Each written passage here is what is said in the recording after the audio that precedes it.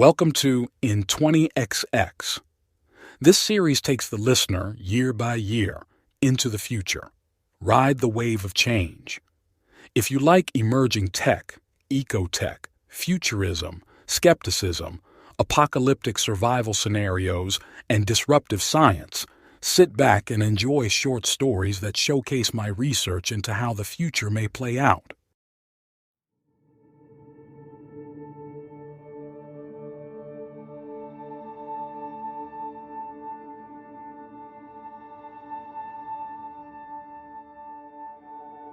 Sitting cross-legged on the couch, Wilma Knotts pets her cat, Eastwood, on her lap. Sparkly braids accent her straight hair, one on the left side and one on the right side. Wearing one of her husband's old shirts, she hooks 2 fingers around the neckline. On her AR, she watches Nab the Troll, a show that uncovers the identities of some of the meanest online trolls and interrogates them. Details of their lives are showcased. Most trolls lead pathetic lives. Many confess to being abused as children and bust out crying. The show gets some criticism because 3 of the trolls they uncovered committed suicide. The president calls the show feminist propaganda and unpatriotic. A commercial comes on. Did you know your beloved pet can earn you money? By getting VR implants for your pet, you can start data farming whiskers. When the link comes up, Wilma clicks on it. The next day, she hears a knock on the door.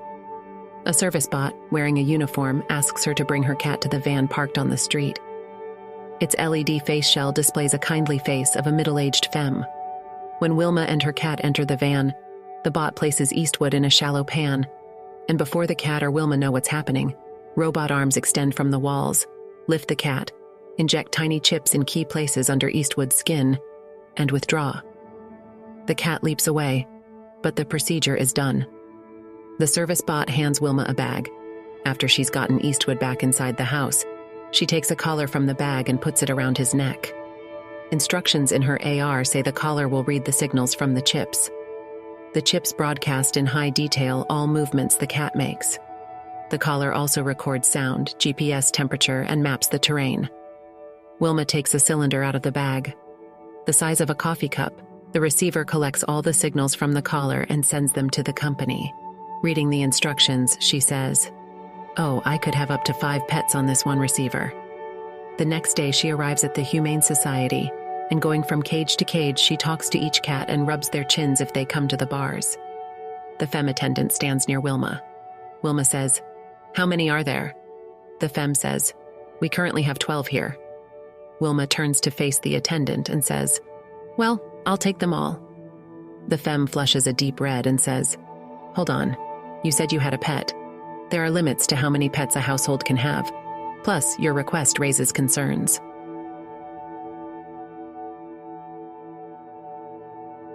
Simeon Knotts sets out at 5 a.m. on the single-passenger hexapod built for speed. The size of a horse, the hexapod handles the rocky terrain beautifully. His seat sits low, so the tops of the 6 legs are level with his shoulders. An all-terrain truck holding 6 sentry bots follows behind. The bots stand on shelves they can step off of, bright yellow padding affixed to their arms and legs. A small auto backhoe follows in the rear. The sky grows brighter, and 70 degrees will exceed 100 by the afternoon. Winter is over, so he should remember to enjoy the cool weather while he can. He drives the hexapod along the U.S. side of the wall. His assistant says, "The sounds were detected 15 miles from here. The hexapod can drive." Simeon says, "Yes, do that." He takes his hands off the double joysticks. The hex continues up an incline, striking rocks with its feet, but not bumping him at all. Sitting back, he lifts his mug of mushroom coffee and takes a careful sip so he won't burn his tongue. The wall stretches the entire border from California to Texas. Bots walk the length and stop to set listening sensors on the ground. When they hear tunnel diggers in his jurisdiction, they send him an alert. This stretch of wall is made by shipping containers stacked too high and lined lengthwise. This newer wall rests 10 yards back from an older wall that's smaller and falling apart in places. Bots walk the top of the wall. Surveillance cameras along the top pick up every movement, even the flights of bats. AIs watch all the live streams. Most humans spotted by the cameras can be ID'd. If someone can't be ID'd or is recognized as a known offender, an AI alerts border security. The coffee has cooled, and Simeon takes a drink. Will he forget what coffee plant coffee tastes like? The caffeinated fungi drink tastes similar, but it isn't roasted and he misses the cooked flavor. Simeon is one odd-looking dude. When a neighbor said he and his wife seemed like a happy couple, he said, "Well, she didn't marry me for my looks." Sure, he could have his crooked nose straightened, but his whole body is weirdly proportioned. When he walks, his arms hang at his sides. His head always tilts and he blinks a lot. One of the regulars at his favorite watering hole said, "No offense, but are you a space alien trying to look human?" Simeon shrugged and said, "Your mom. Check it out, he's still got a job." When he started with border security, he worked with 47 others out of a 4-story building. Now it's just 2 humans in a mostly unused building and a shitload of automated equipment. If not for the tunnel diggers, would he still have a job? His glasses darken as the sun rises above the horizon. Ahead, a person and 2 bots walk back and forth between a delivery truck and a way station building. Simeon says, "Assistant, go over to the way station loading bay." The person, wearing fatigues and a cap, stops and watches him. He rolls the window down and holds his hand out, waving slowly. As he gets closer, he determines the person is a femme. When he stops and climbs out, the femme steps forward and says, "How you doing?" Dust and grease mark her uniform. Her eyebrows rest low. He says, "Good." One of her bots carries a large crate into the building. The other moves an IT rack full of mounted equipment out of the building and sets it on the side of the building with more racks and computer parts. He says, "What are you doing?" She says, "I'm updating the computer. We have one protein computer that'll replace all those." She points at the racks. He says, "What happens to the old computers?" She says, "County Waste will pick them up." He says, "Wow, my daughter loves computers. I wish she were here. I bet she'd pester you with 1,000 questions." The femme laughs. He says, "She'd love trying to get one of those server computers to work." She says, "You know we can't let you do that. How'd you even get it home?" He says, "Plenty of room on the seat in that backhoe. I carried a busted landscaping bot home in that thing." She says, "Was that for your daughter too?" He says, "As a matter of fact, it was." She says, "I have to go in now.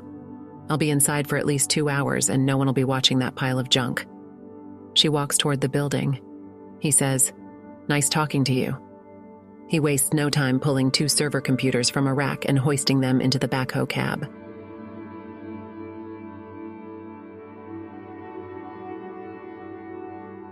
Betty has tried all the weight loss meds over the years with limited success, but Treventa has melted away her fat overnight. Now if only she could save up for an excess skin removal operation. Sun wrinkles accent her pear-shaped face. Her curly blonde hair is short in the front and long in the back. Walking through her house, she sings, "They think our love is just a growing pain. Why don't they understand it's just a crying shame?" Her kids are all over the place. Some are inside. One went to throw rocks at the old cars in the junkyard, and a few of the others she doesn't know where they are. When she brings an empty water jug out to her porch, she sees Wilma picking up things in her yard. The hot wind blows hard, and locals find items on their properties all the time. Not far off, the border wall stretches west and east, disappearing over the horizon in each direction. The surrounding single-story houses were built to hold solar panels, and their roofs all face the same direction. She walks across the yard and says, "Hi, Wilma." Holding some sort of flap, Wilma straightens up. Her weird-looking daughter is out in the yard too, picking up a plastic plate and holding it away from herself to look at it. Wilma, way better looking than that husband of hers, lifts a hand and waves. She lets the flap drop and places both palms on her back over her hips. Her skin darkens in the spring and the wind pulls at her long hair. Betty walks up to her. "Terry." Her daughter tears out of the house and stops herself by grabbing onto Betty's leg. Betty says, "They finished the wall yesterday. I heard the last part was put up in Texas." Wilma squints at Betty and says, "I heard." Wilma's weird-looking kid stands with her head thrown back, staring up into the sky. What the heck does that kid see in the sky? There ain't nothing up there. Wilma says, "I passed 2 of your kids by the school. How do you keep track of them all?" Betty says, "I don't." Wilma says, "How many do you have again?" Betty says, "I've got 8 last I counted. I know it's a lot." The thing is, once I read on Factbook that you need to have at least 8 kids to have one good one. If you have 8 kids, at least one will turn out rotten, miserable, a failure, rude, or some sort of problem. But you'll also get one kid who'll grow up successful, rich, mother-loving, and have lots of kids themselves. While Betty says this, she stares at Wilma's weird-looking kid who spins slowly with her head leaned way back. Betty says, "You have just the one?" Wilma says, "Yes, I love her a lot. She's a very special girl." Betty feels bad for Wilma. A lot of parents have just one kid, but most of those kids fall somewhere in the middle. Not too clever or ambitious, but not too unlawful or foolish either. That girl is something else. Betty wouldn't bet $5 on that girl making it into her 30s. Betty says, "Well, I'm hot. I'm going inside. Good night, folks." Wilma says, "See ya." When Wilma and her daughter Grace have picked up all the debris in their yard, Wilma says, "Come on, my little ostrich." Grace, 10 years old, runs into the house shouting, "I need juice." Wilma enters, shuts the door, and says, "Honey, I don't think you should have any more." Cats collect in every room of the house. 5 rest on the couch. 1 sleeps on a countertop. 2 cats sit on the coffee table. A box in the corner holds 4 newborn kittens. Grace says, "But I need it." She bursts into tears.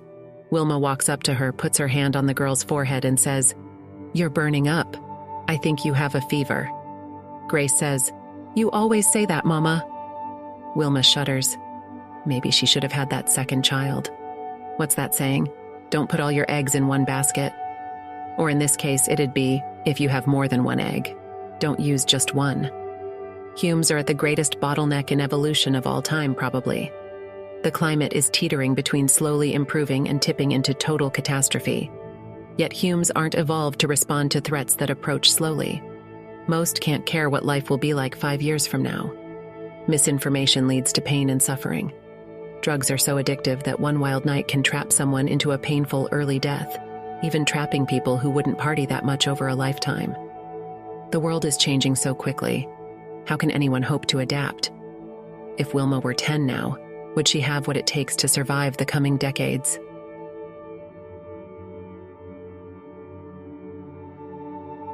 Wilma enters the principal's office and glares at Henry Mason, an older man with a spiky crew cut and straw broom mustache.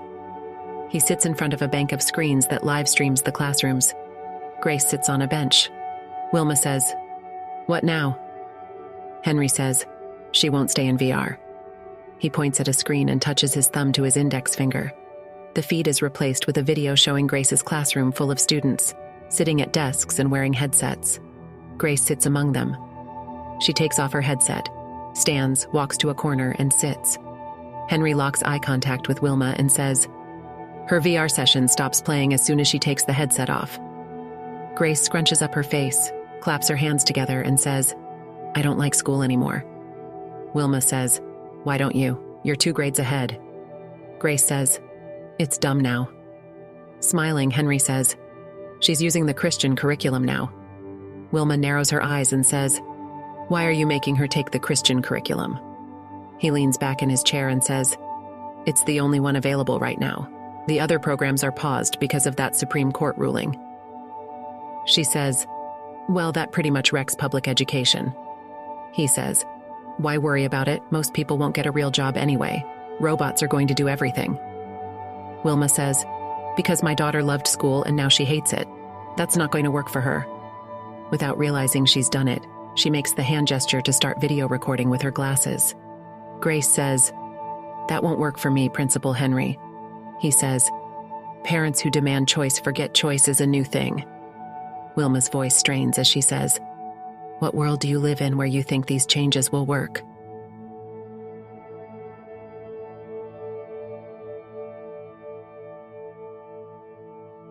After the last bell rings, parents meet kids in the lunch hall auditorium. While Wilma waits for Grace to fetch her things from the classroom, she watches kids walk into the hall and form groups. One girl who might be Grace's age sits by herself on the stage, air-clicking with glasses frosted over. With a glance, Wilma can tell the girl has no friends. Ugly kids are dealt a harsh blow early on in life. Why do humans continue to produce a percentage of ugly children? They must be needed somehow, even though most societies turn them into outcasts. Wilma walks over to the girl and says, "Excuse me." The snot-nosed kid's glasses clear, and she watches Wilma indifferently. Wilma says, "Hi, I'm Grace's mother. Do you know?" The girl says, "I don't want to be friends with Grace." Wilma steps back and says, "Oh, I'm sorry. I'll let you get back to glass time." She retreats to the opposite wall and stares at her shoes.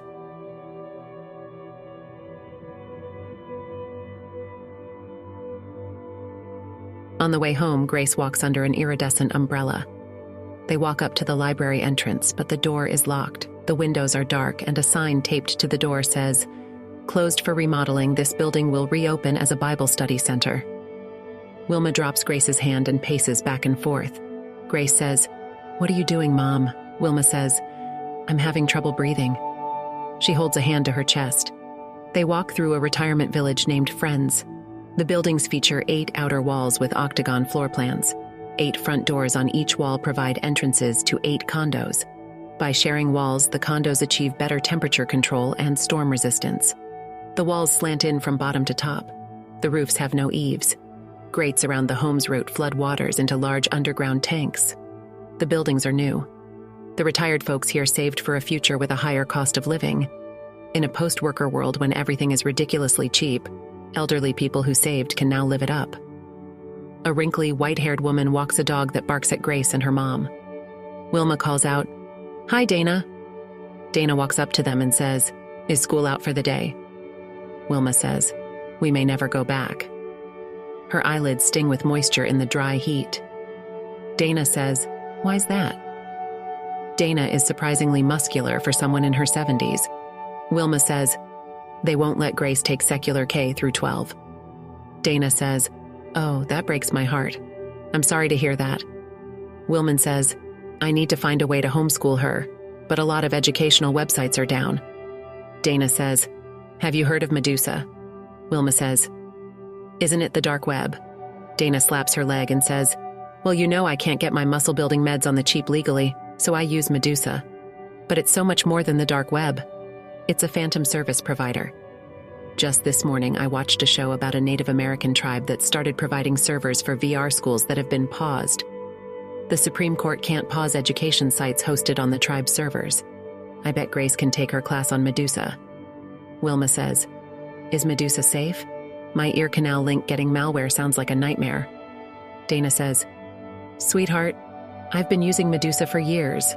The bootleg meds and access to AI doctors that I get, I've never had a problem with it." Wilma says, "But is it legal? Will I get in trouble?" Dana says, "You're still on the service provider that gave you the link, so you're not going to have problems at the bank or taxes or voting or anything like that. I can't tell you it's legal, but I never heard of someone getting in trouble just for using it.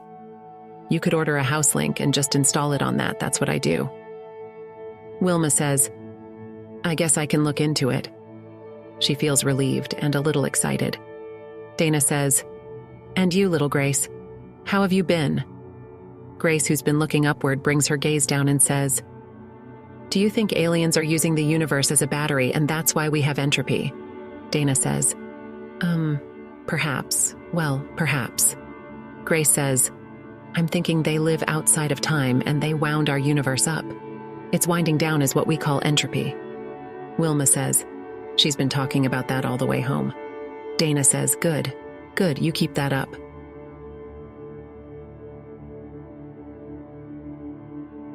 Wilma and Grace sit on the floor using their coffee table as a desk.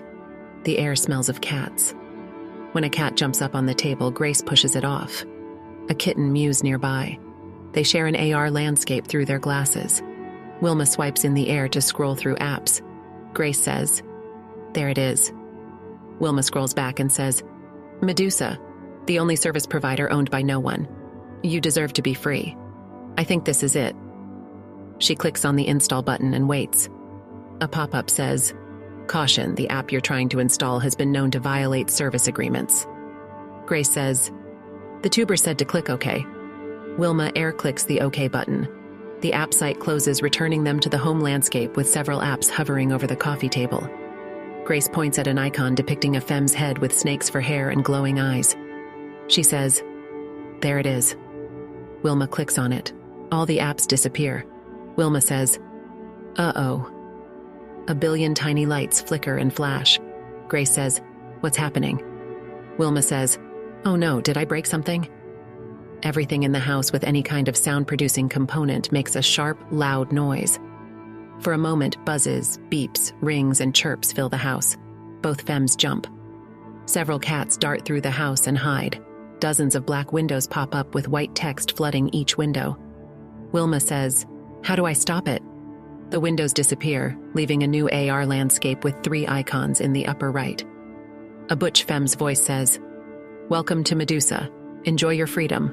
Click the home icon or say End Medusa to return to your original service provider." Wilma is afraid to continue.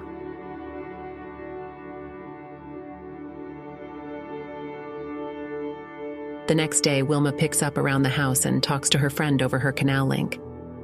"Maybe I should have pulled her out last year." Grace sits in front of the coffee table, her glasses frosted over. She says, "The first steam engine was used to pump water out of mines." Wilman says, "It's the secular K through 12, but it's smarter. They didn't offer it at her school. I didn't think there was more than one secular K through 12. I thought VR school was supposed to provide equal education for rich and poor kids." In the bedroom, an older cat sleeps next to a pile of its own vomit. Wilma uses the dustpan and a piece of cardboard to scoop it up. In Grace's VR, she and 2 other kids sit in the front row. The other desks are empty. Her VR sessions were always full before, and kids from her IRL school used to be in her VR classroom. The AI teacher, Samantha, quizzes the 3 students with an air of excitement and intrigue. She says, "And what powered the steam engines?" All 3 students answer out loud, but Grace doesn't hear the other 2. She says, "Coal." Samantha responds differently to each student simultaneously. Grace hears Samantha say, "That is correct, Grace. You've answered the last 15 questions correctly."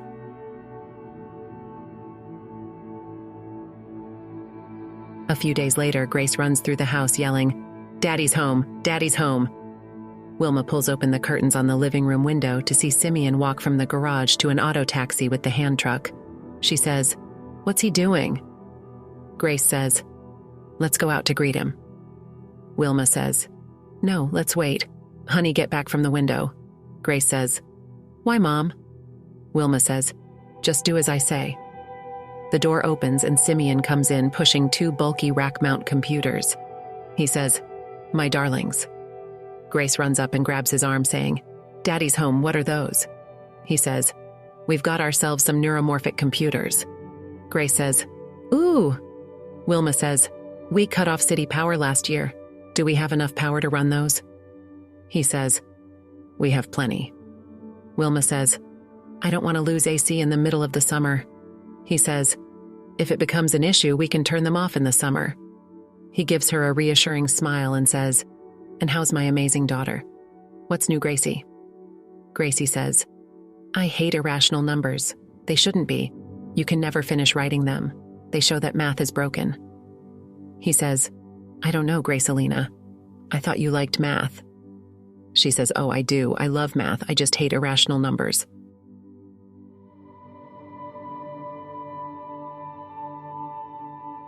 Simeon and Wilma recline on the couch wearing frosted-over glasses. A cat walks across Wilma to get to the armrest. Simeon's glasses clear. He pinches Wilma's arm and says, "Where's Grace?" She says, "She's been on those computers you brought home." He says, "I knew it." She says, "Why don't you call her in here?" He says, "She won't like it. Assistant, call Grace in here." A few minutes later, Grace walks in and says, "What is it?"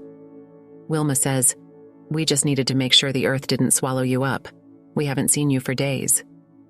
Grace says, "You saw me this morning." Simeon says, "Did you join the computers together?" She says, "I created a new math." Both parents say, "Wow, good job." He says, "How'd you do that?" Grace says, "There are all kinds of things you can get online with Medusa." He says, "Uh-oh." She says, "There's an instance of Machine Evolver that you don't have to pay for and you can look at the code, and I took parts of it to make a math evolver on the neuromorphic computer and I downloaded all math problems of all time." And I limited math creatures so they couldn't use irrational numbers. And some of the maths looked legit but had issues, and I found one that works. It can solve any math problem and never use irrational numbers. He says, "You used AI?" She says, "Well, yes, it did all the work, but I set it up." Wilma sits up on the edge of the couch and says, "Is that a big deal?" Simeon's eyes grow big as he says, "I don't know." Grace says, "It's a lot faster than other math, like a lot faster." Wilma takes off her glasses and says, "And you can use it to multiply?" Grace says, "Yes, it's kind of hard to learn. It has 42 digits.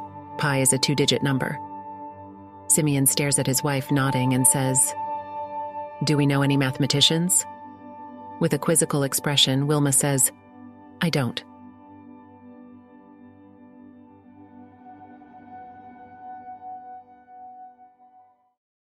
Thank you for listening. Please take the time to rate, review, and subscribe so that more future-minded people can find this show. My landing page is in20xx.com.